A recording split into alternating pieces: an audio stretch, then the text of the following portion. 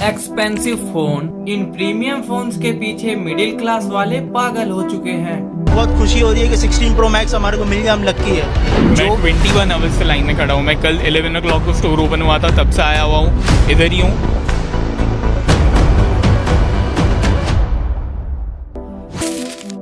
क्या हमें एक्चुअल में इतने महंगे स्मार्टफोन खरीदने की जरूरत है, या फिर हम इन स्मार्टफोन कंपनियों के मार्केटिंग ट्रैप में फंसते जा रहे हैं? किसी अमीर इंसान ने बोल दिया कि हमारे शौक का कोई कीमत नहीं होता, और फिर हम मिडिल क्लास फैमिली वाले इन्हीं लाइनों को अभी तक फॉलो कर रहे हैं।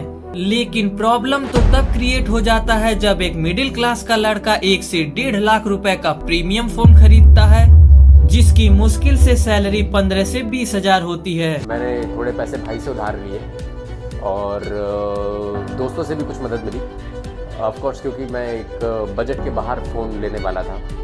तो मेरे पास एक बजट था ठीक फ़ोन खरीदने के लिए 50-55 हज़ार तक, लेकिन मुझे उससे सेटिस्फैक्शन नहीं मिलती। तो इतने सारे पैसे लेकर आए हो तो किस लिए लेकर आए हो फोन? आईफोन खरीदने के लिए। आईफोन खरीदने के लिए क्या आए हो? यही खाली हमसे 3 दिन से खाना ना खाता हूँ। अच्छा, ये खाना नहीं खा रहे, आईफोन के लिए खाना नहीं खा रहे। क्या ये लोग स्मार्टफोन कंपनियों के ट्रैप में फंस जाते हैं, या फिर दिखावे के लिए महंगे फोन बाई करते हैं ताकि उनका सोसाइटी में रेपुटेशन बना रहे? चलिए जानते हैं आज के इस वीडियो में। As the iPhone 16 goes on sale, Steve Kovac's there and he joins us right now. And जो भी किया मैंने, जो भी किया अल्हम्दुलिल्लाह वर्थ है, बहुत खुश हूँ।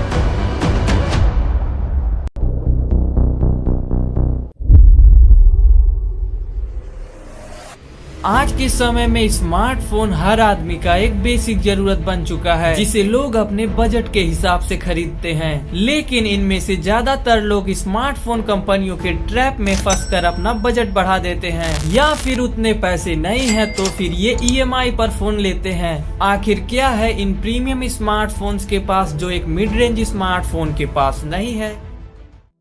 चलिए एक एक करके बात कर लेते हैं। पहला पॉइंट है design and build quality. Premium phones metal के बने होते हैं, जैसे सैमसंग और आईफोन के टॉप स्मार्टफोन को बनाने में टाइटेनियम का यूज किया जाता है। वहीं मिड रेंज स्मार्टफोन्स को बनाने में प्लास्टिक, ग्लास या वीगन लेदर का यूज किया जाता है। लेकिन इनकी क्वालिटी इतनी तो खराब होती नहीं है कि ये गिरते ही टूट जाएं। लेकिन अब तो हमें मिड रेंज स्मार्टफोन्स में भी बढ़िया स्क्रीन प्रोटेक्शन देखने को मिलता है, और ये स्मार्टफोन्स दिखने में भी काफी प्रीमियम लगते हैं। केवल थोड़ी अच्छी बिल्ड क्वालिटी के लिए इतने पैसे लगाना समझदारी तो बिल्कुल भी नहीं है। दूसरा पॉइंट है अपडेट। फ्लैगशिप में तो 4 साल बेस लाइन है, आईफोन 5 साल और पिक्सल तो 7 साल का अपडेट देता है। लेकिन अब हर मिड रेंज स्मार्टफोन में 3 साल का अपडेट तो मिल ही जाता है, और सिक्योरिटी अपडेट भी 4 से 5 साल का मिल जाता है। लेकिन मजे की बात ये है कि इंडिया में 60% लोग अपना स्मार्टफोन 3 साल से पहले ही चेंज कर लेते हैं। तो जब आपको 3 साल बाद स्मार्टफोन को बदलना ही है, तो फ्लैगशिप हो या मिड रेंजर, अपडेट की सिचुएशन से क्या ही फर्क पड़ने वाला है।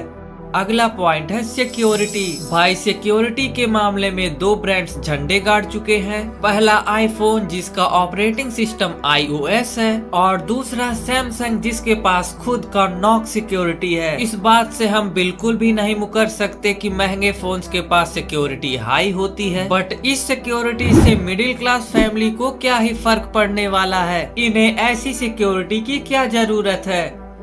अगला पॉइंट है प्रोसेसर। आखिर एक नॉर्मल यूजर अपने स्मार्टफोन में क्या ही यूज करता है? WhatsApp, Facebook, Insta, Twitter, BGMI और इन सब चीजों को चलाने के लिए हमें प्रीमियम फोन्स की जरूरत नहीं है। ये सभी एप्लीकेशन एक मिड रेंज स्मार्टफोन में इजीली चल सकती हैं। मुझे पता है सब लोग मेरी बातों से एग्री नहीं होंगे। मेरे हर एक पॉइंट का उनके पास कुछ न कुछ जवाब जरूर होगा। अब कुछ लोग आकर ये भी बोलेंगे तुम्हें क्या ही पता पता है, परफॉर्मेंस तो काम में आता ही है। इन सब के लिए मेरा काउंटर आर्ग्यूमेंट ये है कि प्रीमियम फोन्स के फीचर नॉर्मल यूजर टच भी नहीं करता।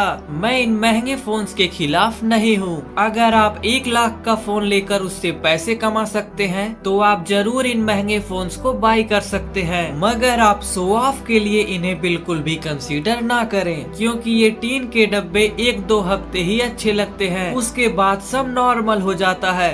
अगला पॉइंट है कैमरा। प्रीमियम फोन्स के पास यही एक चीज है जिसकी वजह से उनका सेल काफी ज्यादा होता है, लेकिन मिड रेंज स्मार्टफोन की कैमरा क्वालिटी इतनी तो खराब होती नहीं है कि आप उससे एक अच्छी फोटो भी ना क्लिक कर सको। वैसे भी आपको फिर एक बार बता दूं कि अगर आप कोई यूट्यूब चैनल भी स्टार्ट करने के बारे में सोच रहे हो तो आप अंडर 30,000 में भी अच्छे कैमरा फोन ले सकते हैं, जिसमें आप 4K 60 FPS की वीडियो रिकॉर्डिंग भी कर पाएंगे और उस स्मार्टफोन से आप वीडियो को भी अच्छे से एडिट कर सकते हैं। वैसे टेक कंपनी अपना काम बहुत अच्छे से कर रही है, उन्हें सब पता है कि कैसे एक कस्टमर को अपने ट्रैप में फंसाना है, और इनमें से सबसे बड़ा ट्रैप है EMI। ये EMI को स्मार्टफोन कंपनी इतने अच्छे तरीके से यूज करती है कि एक नॉर्मल इंसान से भी ऐसा परचेज डिसीजन करवा सकती है जिसे उसको बिल्कुल भी जरूरत नहीं है। एग्जाम्पल के लिए मान लो एक मिडिल क्लास का लड़का है जिसकी सैलरी 20,000 रूपए है और वह अपने सेविंग से एक मिड रेंज स्मार्टफोन लेने के बारे में सोच रहा है, लेकिन ये स्मार्टफोन कंपनी बड़े ही चालाकी से अपने 60 से 70 हजार के